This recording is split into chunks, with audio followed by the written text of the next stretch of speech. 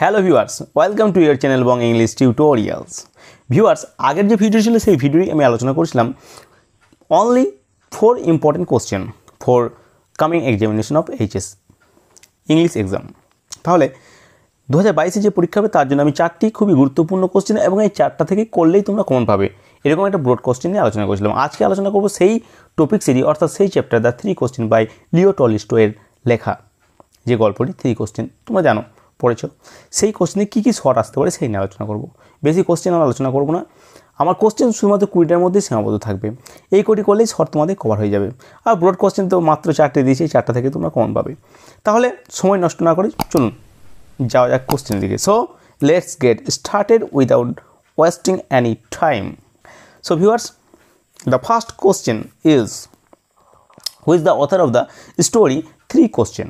3 কোশ্চেনের অথর কে? উত্তরটি হচ্ছে Leo Tolstoy is the author of the story 3 question. তাহলে 3 কোশ্চেনের অথর হচ্ছে কে না Leo Tolstoy. What was the first question of the tsar? জারের প্রথম কোশ্চেনটা কী ছিল? The first question of the tsar was how he could know the right time to begin any action.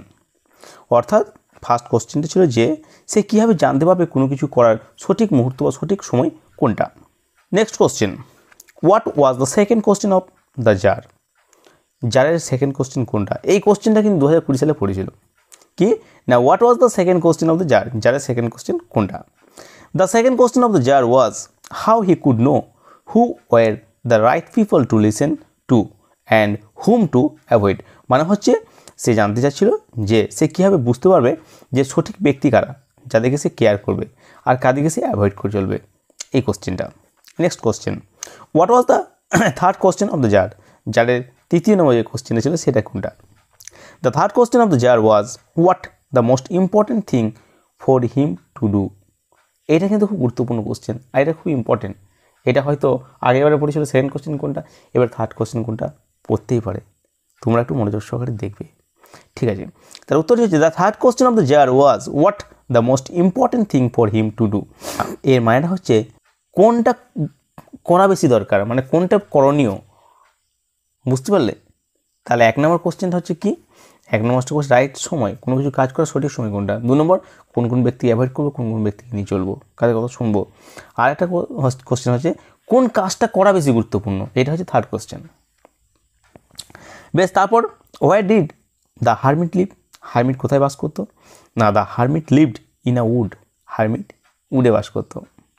তারপর whom did the hermit receive? Hermit কাকে গ্রহণ করেছিল, সাদরে আমন্ত্রণ করে আনিয়েছিল? সে হচ্ছে the hermit receive none but the common people. মানে সাধারণ ব্যক্তি ছাড়া কাকে রিসিভ করতো না, কাউকে বেশি গুরুত্ব দিত না। বেশ, next question, what was the hermit doing when the tsar came to visit him? মানে হচ্ছে যে হারমিট কী করছিল যখন জার তাকে দেখা করতে এসেছিল। The hermit was digging the land. Hermit কী করছিল? মাটি খুঁড়ছিল। When the tsar went to hermit cottage. যখন সেই জার হারমিটের কটেজে গিয়েছিল তখন সে মাটি খুঁড়ছিল। Next question, what did the tsar do to help the hermit? হারমিটকে হেল্প করার জন্য জার কী করেছিল? উত্তরটা হচ্ছে the tsar started digging the land for the hermit. Tsar কী করেছিল? হারমিটের জন্য জমি খুঁড়ছিল, অর্থাৎ মাটি খুঁড়ে দিয়েছিল। নেক্সট কোশ্চেন, কোটের মধ্যে একটা লাইন, টেক্সটের একটা লাইন আমি তুলে ধরছি। লাইনটা হচ্ছে হিয়ার কামস সামন রানিং।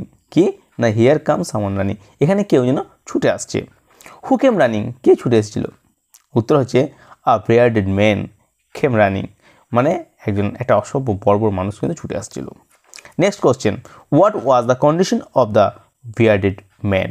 সেই অসভ্য বর্বর মানুষটির অবস্থা কীরকম ছিল? উত্তরটা দেখা যাক। উত্তরটা হচ্ছে the bearded man was mortally wounded. সে গুরুতরভাবে আহত ছিল। আহত মানে আঘাতপ্রাপ্ত। And blood was flowing from his wound, এবং তার সেই ক্ষত জায়গা থেকে যেন রক্ত ঝরে পড়ছিল। Next question, how did the wounded man inform his identity? মানে সে কীভাবে তার পরিচয়টাকে তুলে ধরলো, কীভাবে তার পরিচয়টাকে জানালো যে সে কে, কীভাবে? দেখো, the wounded man informed, wounded ম্যানটা জানালো বা বললো দ্যাট যে he was an enemy of the jar, সে সেই জারটার শত্রু। Who wounded the bearded man? সেই bearded man-টাকে কে আহত করেছিল?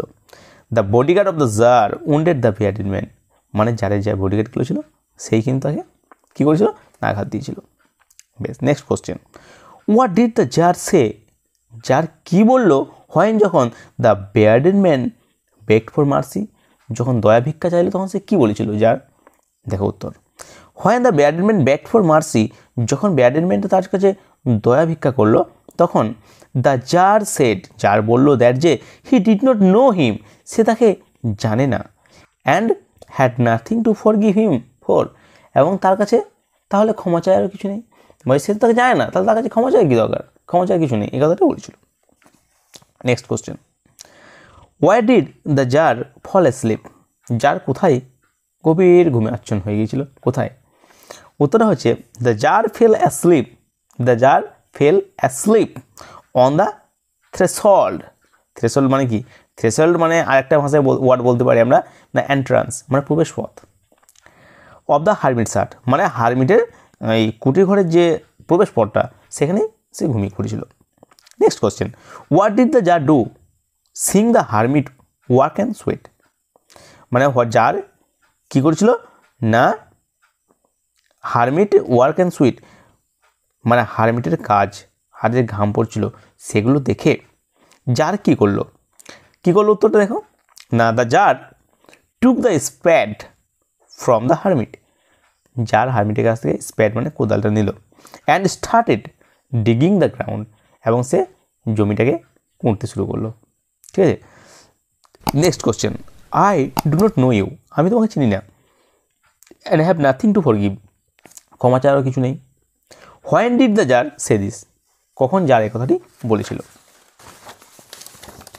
উত্তর হচ্ছে when the wounded man asked for pardon the tsar said this, মানে যখন সে আহত মানুষটি তার কাছে ক্ষমা প্রার্থনা চাইছিল তখনই জার এই কথাটি বলেছিল। ঠিক আছে, next question, you are tired, তুমি ক্লান্ত, who said this and to whom, কে কাকে বলেছিল, কে কাকে বলেছিল? তাহলে here the speaker is the tsar, এখানে বক্তা হচ্ছে tsar, the tsar said this to the hermit, আর সেই জারই কিন্তু হারমিটকে এই কথাটি বলেছিল। Next question, what is the most important time according to the hermit, হারমিটের কাছে কোনটা সবচেয়ে গুরুত্বপূর্ণ সময়? অ্যাকর্ডিং টু দ্য হারমিট মানে হারমিটের মতো অনুযায়ী the most important time is the present, মানে সবচেয়ে গুরুত্বপূর্ণ সময় হচ্ছে এই প্রেজেন্টটা মানে বর্তমানটা।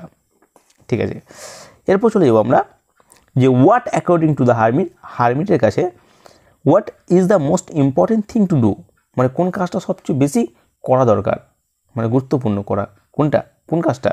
উত্তর হচ্ছে অ্যাকর্ডিং টু দ্য হারমিট, হারমিটের মতে the most important thing to do মানে সবচেয়ে গুরুত্বপূর্ণ যে কাজটা করা উচিত সেটা হচ্ছে is to do good to the person with hmm one is, মানে তার কাছে যে আছে তার সঙ্গে ভালো কিছু করা, এটা হচ্ছে সবচেয়ে গুরুত্বপূর্ণ করণীয় কাজ আর কি, তার আশেপাশে বা তার কাছে যে আছে তার সঙ্গে ভালো কিছু করা। বেশ, তারপরে রয়েছে যে who according to the hermit is the most important person, হারমিটের মত অনুযায়ী সবচেয়ে গুরুত্বপূর্ণ ব্যক্তি কারা? উত্তর হচ্ছে অ্যাকর্ডিং টু দ্য হারমিট মানে হারমিটের মত অনুযায়ী the most important person is one with hmm we are interacting at present, মানে তার মধ্যে হচ্ছে সবচেয়ে গুরুত্বপূর্ণ ব্যক্তি হচ্ছে তারা যাদের সঙ্গে বর্তমানে আমরা কথোপকথন করছি, কথাবার্তা বলছি, সেই ব্যক্তিগুলো হচ্ছে সবচেয়ে গুরুত্বপূর্ণ ব্যক্তি। Next question, what single word did the hermit use to indicate the most important time in human life, মানে হচ্ছে মানুষের জীবনে কি না সবচেয়ে গুরুত্বপূর্ণ সময়টাকে বোঝানোর জন্য এখানে হারমিট কোন শব্দটি প্রয়োগ করেছিলেন?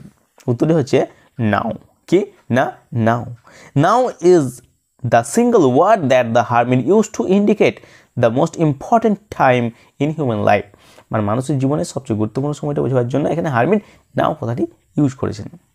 এরপর চলে যাবো আমরা নেক্সট কোশ্চেনে, why according to the hermit is present so important, হারমিটের মতে বর্তমান কেন এত গুরুত্বপূর্ণ?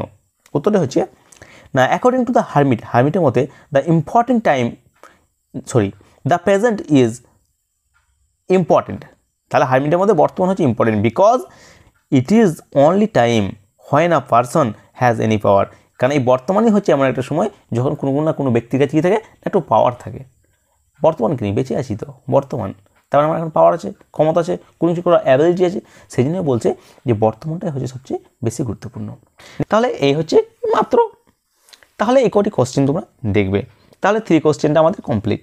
3 কোশ্চেন নিয়ে আমরা আর কোনো কোশ্চেন করবো না, আর এটা নিয়ে বেশি হেডাক নেব না। তাহলে we don't take any headache about this topics, the 3 questions by Leo Tolstoy. We have to read only the 4 question for DAQ type answer and this short question for only 1 marks. So viewers, if you like these videos and want to get such type of educational videos, so like, share, comment and subscribe my channel Bong English Tutorials. So viewers, it is enough for today. Hope to meet you again with another topics and another videos. Till then, tata, bye bye. Thank you.